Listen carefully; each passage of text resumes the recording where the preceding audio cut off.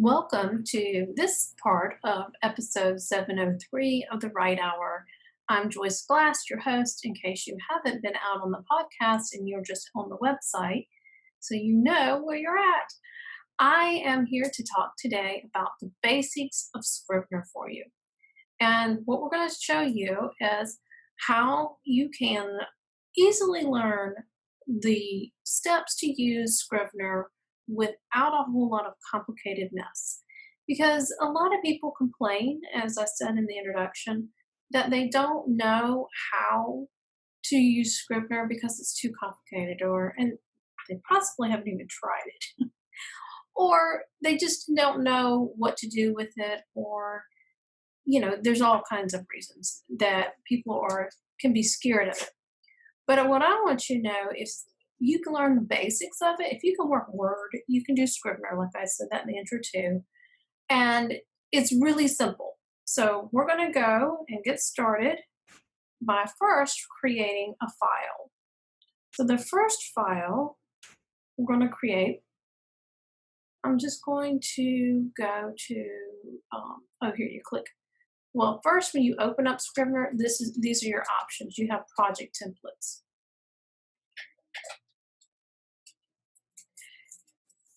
You can choose from all of them. There's a blank one: fiction, nonfiction, script writing, and miscellaneous. The nonfiction is what most of my listeners are, and that's where I want to take you today. But all of the same steps apply whether you're writing fiction or nonfiction. You just choose the fiction template if you want. There's novel and short story, novel with parts. So in the nonfiction, we're going to go to the general nonfiction because these are just papers down here. We don't need to worry about those. But general nonfiction for writing a book. And it wants you to give it a title. So we're just going to call it My Scrivener Book. Okay?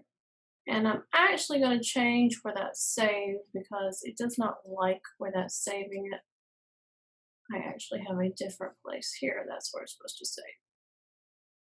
And this is the other thing, that when you save it, you want to save it into DropBox. That's one of the points that I definitely want to make, that you always save to DropBox or some kind of cloud service, iCloud Drive, whatever it is. For Microsoft has something, OneDrive, that you can save to. So pick one of those and then make sure you always, once you hit save like that, it will always save in there. And then you got to give it a minute. You get to enjoy the beach view for a minute. There it is. Okay, so now I'm going to make this really big so you can see everything. Okay, so it's, Maggie, go sit down.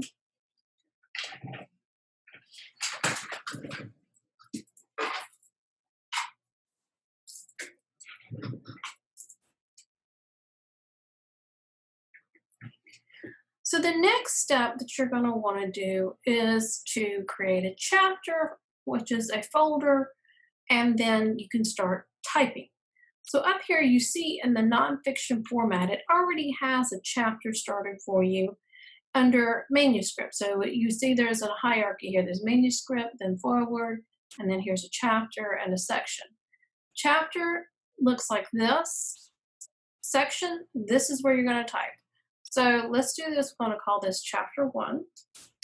All right. And we're going to give chapter 1 a title page. So you right click, hit add, hit new text. These are called text. This is called folders, hence the little icon folders. And then there's the little icon text. Okay. And we're going to say title page. All right. You go, well, that's not above. You just drag it up there and then it's above it. Now, the next step is this is where you're going to type your chapter.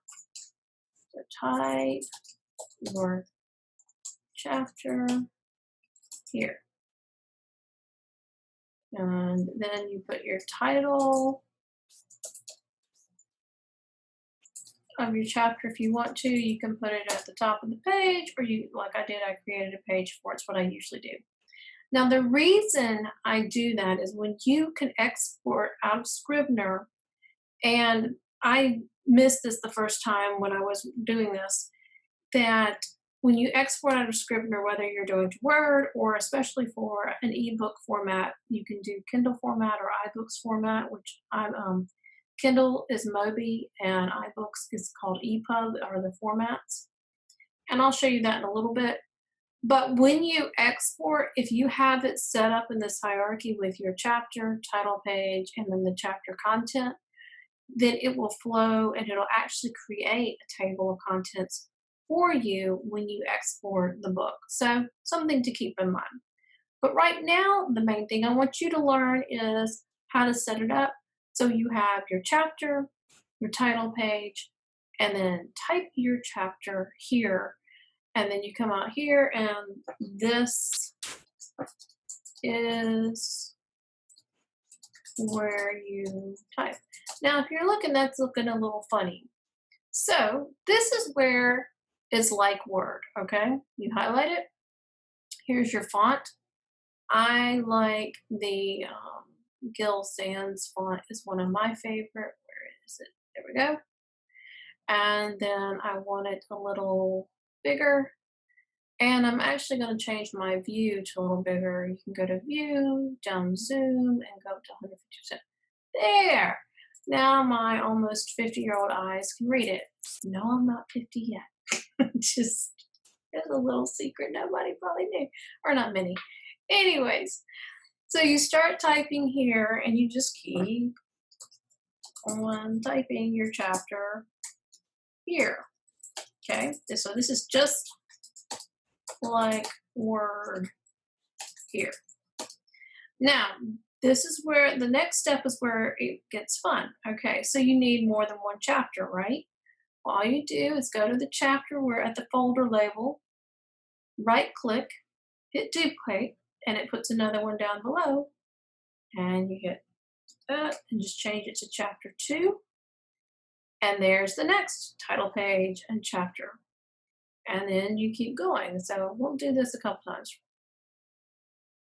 So here's chapter 3. And then I'm hitting this little caret here to open it up so you can see it. So you just keep duplicating the previous chapter, and then you get more chapters in there until you have all your chapters in there. Now you can see down here is your front matter. And if you wanted to move that up to the top, you can. If you can drag it up here, and you'll have, okay, well, maybe not. So here is, okay, there's for paperback and ebook. And you'll use these in different ways, but like I said, I just want to get you typing today and get your content in here, and then we can learn. I'm going to show you how to get it out, but then to get this other information with it, you'll learn some more at a later time. I'm sure there's another YouTube video on that. But so the next thing I want to show you is my feature. You've got the chapter. Here is your chapter, the folder. Under that is your title page, and this is where you type your content. And we made 4 chapters here, and you just keep duplicating. Right click and hit duplicate to make another chapter. And you want to right click and duplicate the last one, because then it puts it right under it. If not, then you have to drag it or renumber everything if you don't, and sometimes dragging it can be a pain. So next is the Corkboard feature. This is one of my favorites. So you can go here, and you probably saw it a couple of here as every one of the chapters in the forward. And if you want to write some content here, you can. So you just type here. And what I like to do is to put my writing plan, or other people call it an outline. Mine's a little different than an outline, but same difference. Writing plan, you can put those notes there. So when you're typing, or if you want to see how you're doing, you can do that. You can also label each of these folders. So let's say we want to make our chapter titles blue. Now you see that little bit of blue? You can do that, I think. Yes, I could do. Let me do the label thing all at one time.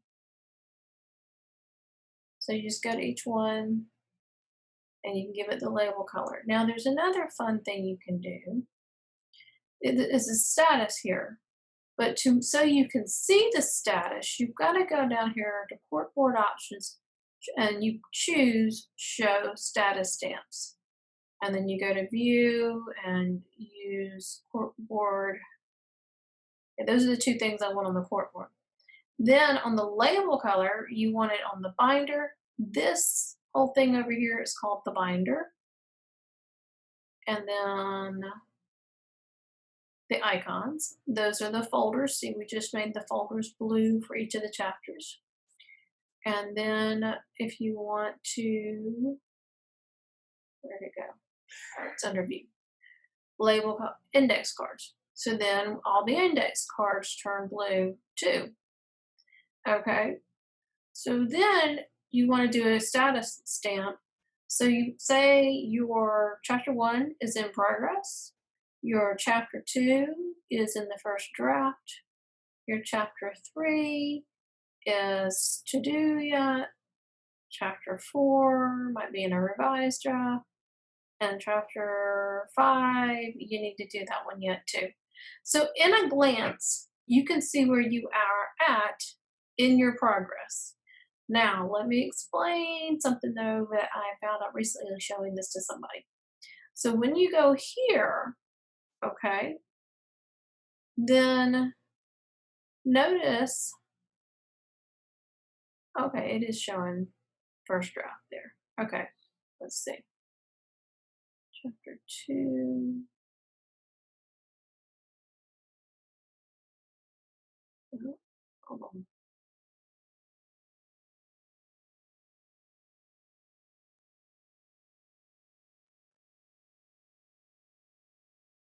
All right.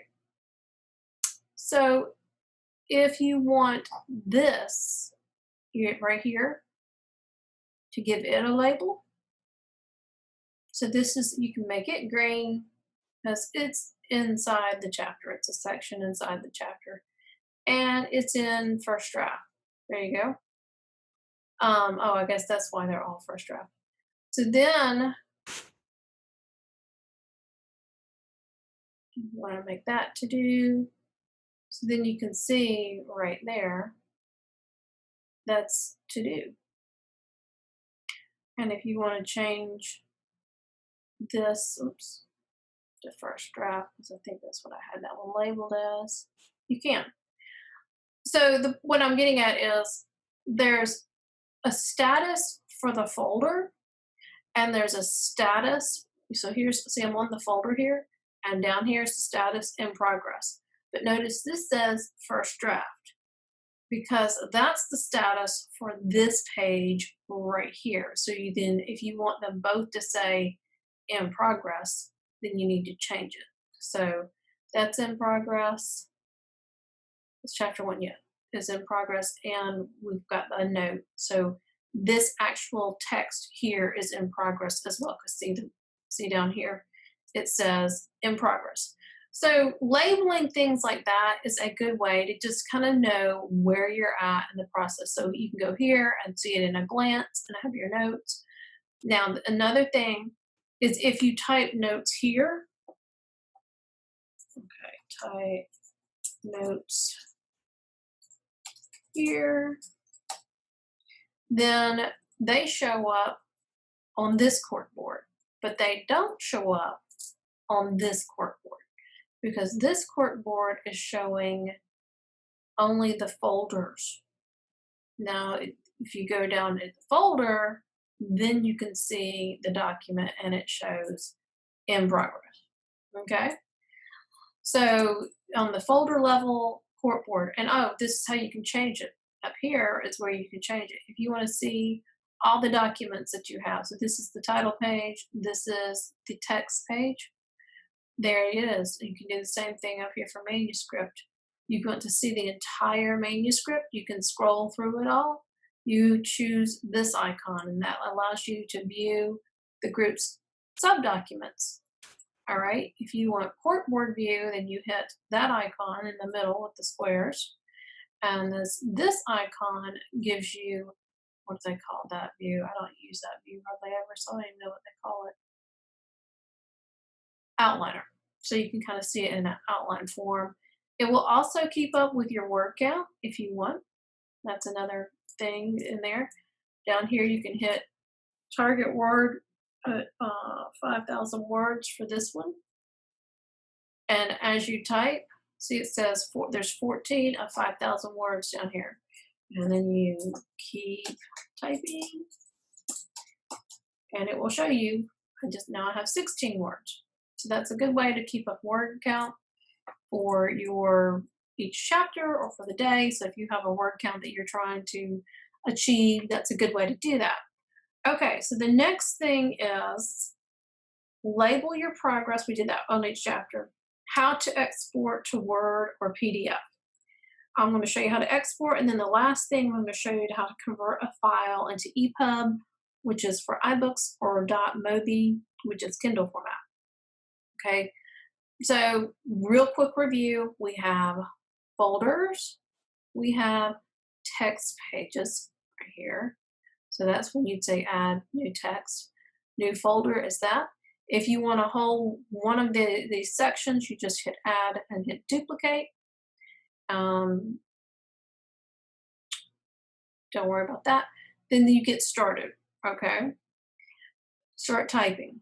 And we're going to go back to Corkboard view. I like Corkboard view. And when we go down here, then you actually see the content. So now, if you want to export one page or the entire book, so say you just want to look at what you wrote, worked on chapter 1, and you want to print it out and look at it, or you want to save it and send it to somebody to review, then you go up here to this button and it says compile for export or print. All right, click that.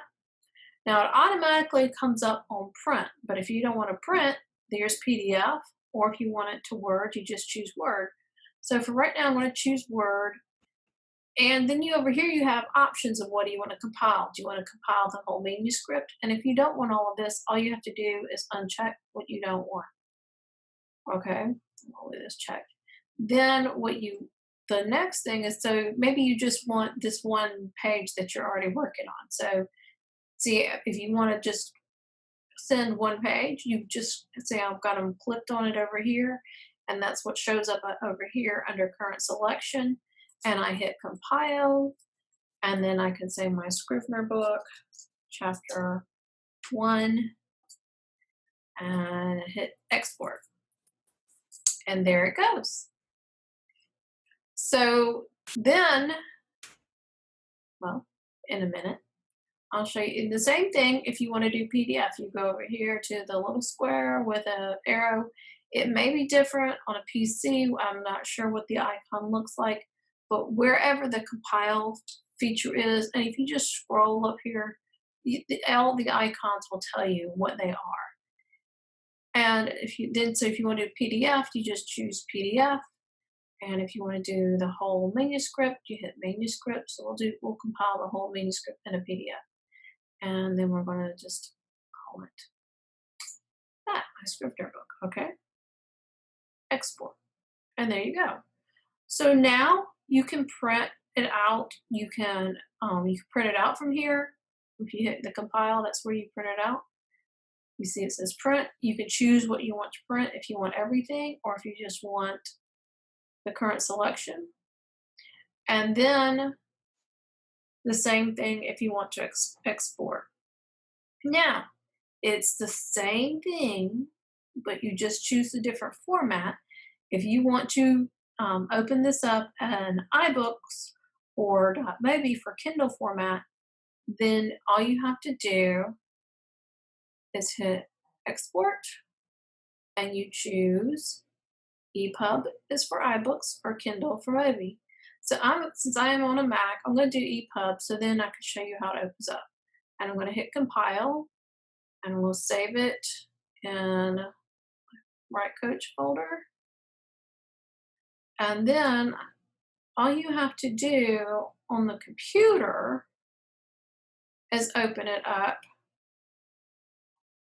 Let's see, here's my Right Coach file. Let's change it by date added. So here's my Scrivener book in a PDF format. There it is in the EPUB format. You can see it right here. See, it says EPUB, PDF, Microsoft Word. So I'm going to open it in the EPUB format. You just click on it, opens it up, and there you can see it. And see how the chapter 4 pages show up. All right. So then that way you can see how it works and see it creates and automatically creates a table of contents for you. So then you click on it, it takes you to chapter 1. You go back up here. I'm going to go to chapter 3. There you go. So voila, you have an ebook or a Kindle format. And you'll need the Kindle format if you're going to upload to Amazon. If you're going to upload to iBooks, you'll need the iBooks format. What I love about this is that I can open up both formats on my iPad and check them out. So then the last thing, which I mentioned at the beginning, is making sure that you are saving to a cloud service, whether that's DropBox or OneDrive. I think there's another one called Box, some kind of cloud service. It's easiest if you do one that's, hooked up to your computer and not like downloading it to, saving to your computer and then uploading that to Google, because you may or may not always remember to do that every time. And what I love is, if you're in the middle of working on something, then it will actually save it if your computer crashes. And you should be able to, because it saves, I don't know how, every so often while you're working, it's saving continuously. So you won't have to worry about that. And when you close up, it saves. But the way you figure out where you want to put it is you just do File and you hit Save As. And like if you've already saved it there when you set up the file, then you don't have to worry about it. It's done. But if you originally saved it to your Documents folder on your computer, then this is how you save it into Dropbox. Then what I would do is do a Save As, save it to Dropbox or OneDrive, whichever, and then every time it closes up, it will automatically save into Dropbox or OneDrive, and you don't have to worry about it ever. Then, and with Dropbox, the beauty too is something happens out in Dropbox, you can always recover it. I have not had anything happen with my Scrivener files or any of my files, really. Anything that happened to my files is because somebody's messed something up and accidentally deleted it. So don't have to worry about Dropbox. I feel they're very reliable. But if your computer is ever stolen or if there's a fire and you say, well, I'm putting it on an external hard drive. Okay, great. What if somebody comes into your house, robs your house, and they steal your external hard drive and your computer? Now where are you at? You're stuck.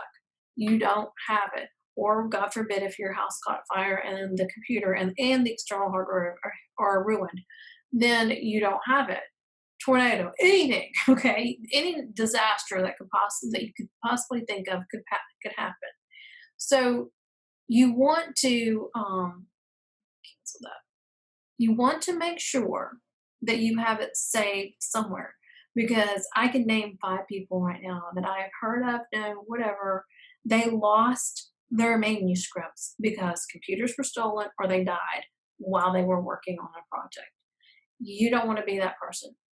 If your computer's stolen, the other great thing about Dropbox is you can set it up that if your computer's stolen, you can take all those files from Dropbox and you can disconnect from that computer and it will erase all the files on that computer. You have to go out onto Dropbox on the internet to do that in your settings, but that is an option. So if your computer's ever stolen, then it'll erase it off that computer, and then all you have to do is get a new computer and download your Scrivener and Dropbox, and you're ready to go. So all of that to say, I'm preaching to you because I've had so many people I know that this happened to, and I don't want this to happen to you. So please make sure that you back up. So I hope this helps you. You know how to create a file now, how to set up your book, you get your chapters and your pages. And if you need more pages, that's fine. You can do that too. Like when I did a devotional, I had a different page for each day of the week in there. And you can do that if you want. If you're just running a typical nonfiction book where it's just you have chapters, unless you want to break up that chapter for some reason, with the different content, it can all go on one text document. Then you know how to use the Corkboard now. So there's the Corkboard here, and there's the Corkboard under manuscript, and then there's Corkboard under each chapter. Okay, you know how to label and your progress and label it with a color.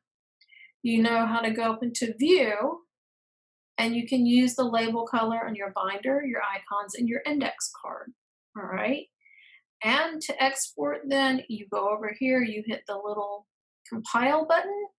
And if you're not sure if your Scrivener is a little different, just scroll around up here and see when you scroll over something. Well, of course, it's not doing it right now. Whenever you see right there, this is compile for export to print. It will tell you what it does. If you're not sure what some of the buttons do over here, like this, open quick reference panels. I don't ever use that.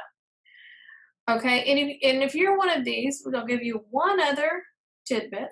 If you're one of these that you don't like, having a lot of all this stuff where you can see it when you're working on your document, then you can do this. You hit enter full screen. This icon right here. You hit that, and there you can see it. And then some of your stuff for typing is down here. And if you want to still where you can see a little bit of your background, then you can do that. Or you can totally have it blacked out. And then when you want to go back, there it is. So you have a full screen option. You know how to export, and you know how to convert to epub or mobi for iBooks and Kindle format. And then remember to always save it in Dropbox or some kind of cloud service so that you do not lose your precious words. So I hope this helps you get started, and I hope you have a wonderful day. And thank you for checking out the Right Hour and enjoying this training. Leave any comments if you have any questions in the comments, and I will be happy to help you.